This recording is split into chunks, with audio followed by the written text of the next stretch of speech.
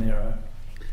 Speaker, on the 23rd of January, it was the 5th anniversary of the crash of Water Bomber 134 when it was on service in the Monero region. The bomber crashed at Peakview in New South Wales, and the 3 crew members lost their lives: Captain Ian Macbeth, First Officer Paul Hudson and Flight Engineer Rick De Morgan Jr.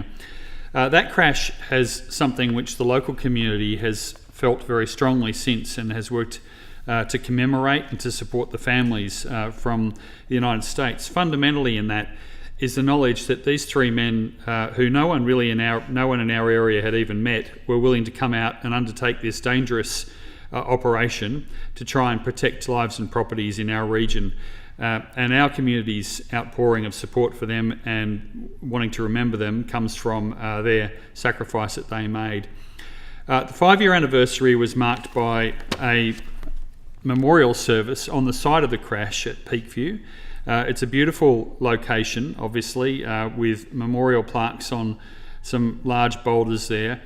And it was a service which was put on with great dignity and by the Rural Fire Service, with many of the local volunteers and many people from around the state, including former Rural Fire Service Commissioner attending, amongst many others. I was able to go to that service representing the Minister, but also as local member. We also have seen memorials established at the Breadbow Pub and in Cooma. The Breadbow Pub indeed has a room now dedicated to the crew of Bomber 134, with a memorial out the front able to be seen, including part of the propeller and tributes to the 3 crew members. Breadbow is the closest closest town to Peakview, and that's been something which has been entirely community driven. In Cooma, we have a memorial which is near the Southern Cloud Memorial in Cooma, built by the Lions and Rotary Clubs, again acknowledging the service of these 3 men and passing on the condolences to the family of the 3 men.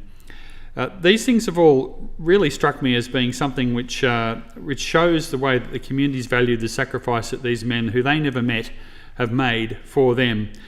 James Fitzgerald is one of the people who has been behind some of this work. He's the owner of the wildlife, the Koala Sanctuary, which the water bomber was heading to try and stop a fire on at the time.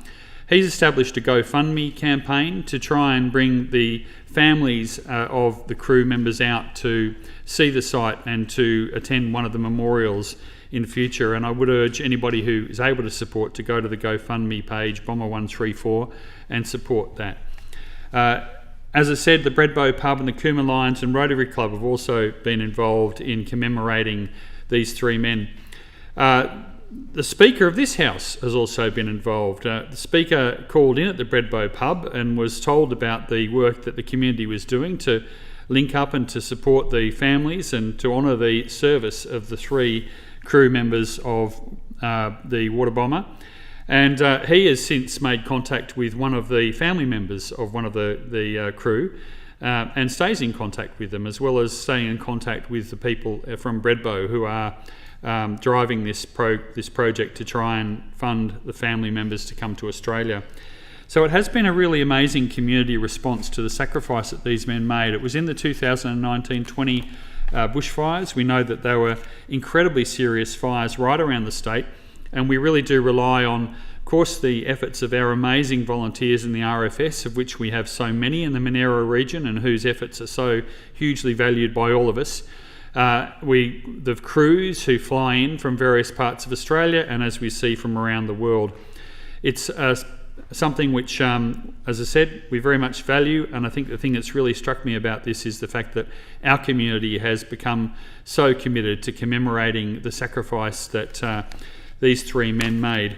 Captain Ian Macbeth, First Officer Paul Hudson, Flight Engineer Rick De Morgan Jr., we thank you for your service and for the sacrifice you made for the people of our region in defending from bushfires, as we thank everybody who works to fight fires in our region in those terrible fire seasons that we sometimes get.